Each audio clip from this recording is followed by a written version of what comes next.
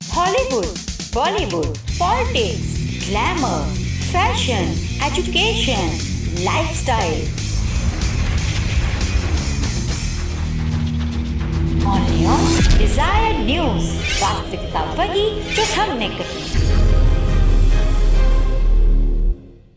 नमस्कार दोस्तों, मैं संजीव शर्मा डिजायर न्यूज से। आज हमारे साथ हैं शैलेश सिन्हा, जिनको अगर ट्रैफिक गुरु और ट्रैफिक के अंदर उन्होंने जितना किया है उसके बारे में मेरे पास शायद इस इंटरव्यू में अल्फाज कम हो जाएं, और उनके बारे में मैं ज़्यादा ना कह के सिर्फ इतना ही कहना चाहूँगा कि वो भोजपुरी के बहुत ही बेहतरीन एक्टर हैं और ट्रैफिक गुरु हैं।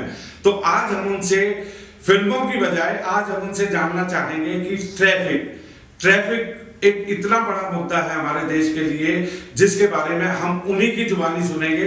तो शैलेश सिन्हा जी, आपका डिजायर न्यूज में स्वागत है। आपका इतना तहे दिल से मैं शुक्रिया अदा करूं कि मेरे समझ में नहीं आता, क्योंकि आपका यहाँ आना और वो भी इतने उस पे शॉर्ट पीरियड पे आपका आना, तो मैं चाहूंगा कि आप अपने बारे में सब कुछ बताएं लोगों को। दर्शक कुछ जानना चाहेंगे। वैसे तो वो रोज आपको रेडियो पे और उन पे टीवी पे देखते रहते हैं, मन की बात में आपको देखा, कितनी जगह उन्होंने आपकी आवाज को सुना है, कितने आपने रूल रेगुलेशनों में इम्प्रूवमेंट के लिए काम किया है। तो डिजायर न्यूज आपके माध्यम से दर्शकों के लिए जानना चाहेगा, आप अपनी जर्नी का थोड़ा जरूर बताएं। थैंक यू संजीव शर्मा जी, अपने शो में मुझे इनवाइट करने के लिए और इंटरव्यू करने के लिए। सो एक्चुअली ये स्टार्ट हुआ स्कूल डेज में ही। मैं दिल्ली में बाल भारती स्कूल है, वहाँ पढ़ता था। तो मैंने कुछ दुर्घटनाएं देखी अपने आंखों से। मुझे लगा कि गलती तो इंसान कर रहे हैं, गलती तो ना मशीन की है ना सड़क की है। दैट सिंपली मीन्स अगर एक्सीडेंट्स होते हैं तो इंसानी गलती से ही होते हैं। और उसमें एक पार्ट मैंने ऐसे देखा, मेरे सामने एक व्यक्ति की मृत्यु हुई, एकदम मेरे सामने हुई। ट्रक सीधा चल रहा था, उसने क्या गलती की और वो उसमें कुचला गया। सो आई थिंक मुझे तभी से कुछ एक डेवलपमेंट हुआ दिमाग के अंदर कि सब कुछ हो रहा है, इस पर शायद कोई काम कर रहा है या नहीं कर रहा है। So I actually started working on the subject since 1999। अच्छा, आज ये 2022 चल रहा है और मैं इस सब्जेक्ट को 1999 से काम कर रहा हूँ। और उसी चलते चलते एक ऐसा कॉन्सेप्ट डेवलप किया हम लोगों ने, जो एफएम पे आप ट्रैफिक न्यूज सुनते हैं, कहीं भी सुनते हैं आप, चाहे दिल्ली सुने, हैदराबाद सुने, बैंगलोर सुने, चेन्नई, कहीं सुनेंगे आप। So that is also our creation. मेरा ऑर्गेनाइजेशन है द ट्रैफिक पीपल फाउंडेशन, और हम लोग रोड सेफ्टी पे, ट्रैफिक मैनेजमेंट पे और education, how to be safe on the road पे हम लोग पिछले 20-22 साल से काम कर रहे हैं। और अगर भारत में मैं बोलूँगा सीट बेल्ट लगाने का भी सिलसिला शुरू किया, तो मेरा एक कैंपेन था जो मैंने आज से करीब 2001 या 2001 में शुरू किया था कि seat belt should be mandatory.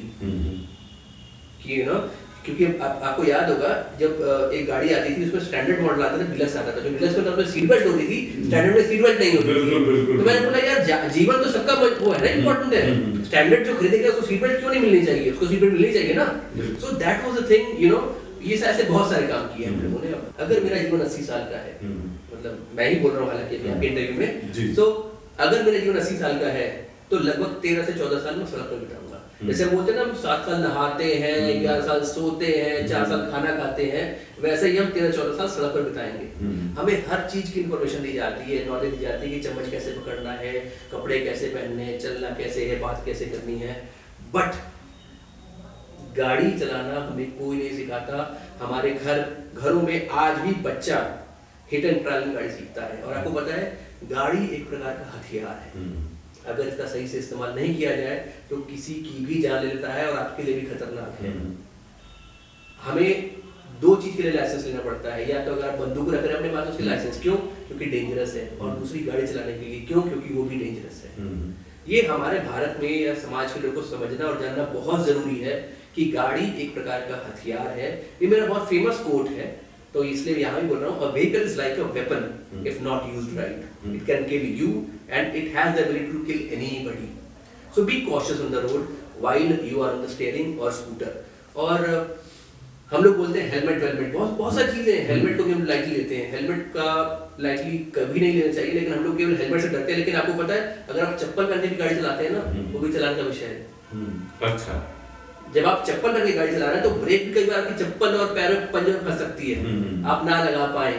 आप चप्पल पहन के कार चला रहे हैं तो एक्सीलेटर भी चप्पल में है, ब्रेक भी चप्पल में है, क्लच भी चप्पल में है। कभी कभी भी डिसबैलेंस हो सकता है इन सब चीज़ों का। तो बेसिकली मेरा ये मानना है कि हम लोग अगर चाहें तो भारत को 0 एक्सीडेंट कंट्री बना सकते हैं, अगर हम लोग चाहें। बट हम लोग का एटीट्यूड शायद अभी नहीं है ऐसा, लेकिन स्लोली ग्रेजुअली तो मैं तो लगा हुआ हूँ। मेरा क्या, मेरी वाइफ लगी है, मेरे दोनों छोटे बच्चे लगे हैं। हम लोग सड़क पर ऐसे बैनर लेके आज भी खड़े जाते हैं कि जग जाओ। 1 घंटे में 17 लोग सड़क दुर्घटना में मारे जाते हैं। एक दिन के अंदर 17 को अगर आप कैलकुलेट करें 24 से, तो लगभग 413 से 417 लोग पर डे होता है। अगर हम लोग 1 घंटा बात करेंगे ना, किसी 1 घंटे के दौरान 17 लोग सड़क पर मर चुके होंगे। आपने बिल्कुल सही कहा कि वेपन, ये दोनों जो है वेपन, अगर मैं रिवॉल्वर की बात करूं तो वो भी आपके भी पहली बार इंफॉर्मेशन होगी ये वाली। ये इंफॉर्मेशन मुझे भी पहली दफा मिल रही है कि ये वेपन जो है, और इतना डेंजरस वेपन है कि देखिए ड्राइविंग के लिए ये बात हर इंसान को पता है कि सिखाने के लिए हमारे पास मुश्किल से 0.001% इंस्टीट्यूशन है जो सिखाते हैं, वो उतने भी नहीं है। लोग खुद ही ड्राइव सीखते हैं, और ये सबसे डेंजरस है, हिट एंड ट्रायल वाला वो मेथड है। तो शैलेश जी, एक चीज और आप दर्शकों को बताएं कि आज के टाइम में जो, जैसे आज मैंने आपसे अभी आने से पहले डिस्कस किया कि जैसे मैंने कुछ आज इंसिडेंट देखे कि एकदम लोगों की सड़क पे ही मौत हो जाती है, एक्सीडेंट के बाद लोग उसे हॉस्पिटल तक नहीं पहुंचाते। तो क्या ऐसा रीजन है लोगों के लिए, अवेयरनेस के लिए हम क्या कर रहे हैं कि ताकि एक आदमी कम से कम उसको इलाज तो मिले, वो सड़क पे तो ना जाए?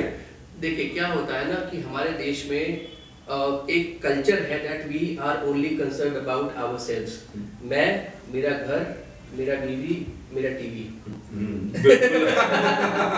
इससे बाहर हम लोग निकल के सोचते ही नहीं, विचार ही नहीं करते। हाँ। मतलब मैं, मेरा घर, उसके अलावा मुझे कुछ नहीं। घर में सड़क पर कोई चोरी चारी भी हो रही है, किसी अपशब्द या अभद्र व्यवहार हो रहा है, तभी हम लोग इग्नोर करके चले जाते हैं। ये हमारे कल्चर में शायद कुछ कमी है, मुझे ऐसा लगता है।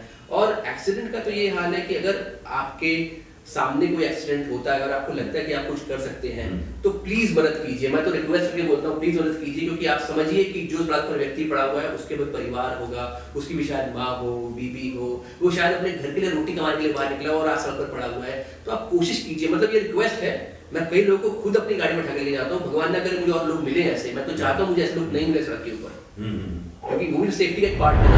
मैं दोस्तों आज शैलेश सिन्हा जी का तहे दिल से शुक्रिया अदा करता हूँ कि उन्होंने अपना कीमती समय निकाला ट्रैफिक के बारे में। शैलेश सिन्हा जी, मेरे पास शब्द नहीं है, आप आए और आपने अपना कीमती समय दिया डिजाइन न्यूज को। तहे दिल से आपका मैं शुक्रिया अदा करता हूँ। Design news big shot face to face, एक जबरदस्त शो है जहाँ पर बड़े बड़े सेलिब्रिटीज भी आते हैं। समाज में इनकी बड़ी प्रतिष्ठा है, अच्छे अच्छे काम किए हुए, चाहे बॉलीवुड हो, स्पोर्ट्स हो, पॉलिटिक्स हो, या कोई भी सोशल एक्टिविटी हो। संजीव शर्मा जी बहुत ज़बरदस्त काम कर रहे हैं, और ऐसे ऐसे शोज एक्चुअली में समाज में बहुत आने चाहिए, क्योंकि कहीं ना कहीं आप उस और या ऐसे शो से बहुत इंस्पिरेशन लेते हैं। Inspiration end of the day आपकी लाइफ को और बेटर करने में बहुत काम आती है। तो थैंक यू संजीव शर्मा जी, आप इतना ज़बरदस्त शो लाते हैं, big shot face to face design news पे। And I am really grateful कि आपने इतना सोचा विचारा और आपने इतना इंफ्रा डेवलप किया इस शो को लाने के लिए। Thank you so much for the society.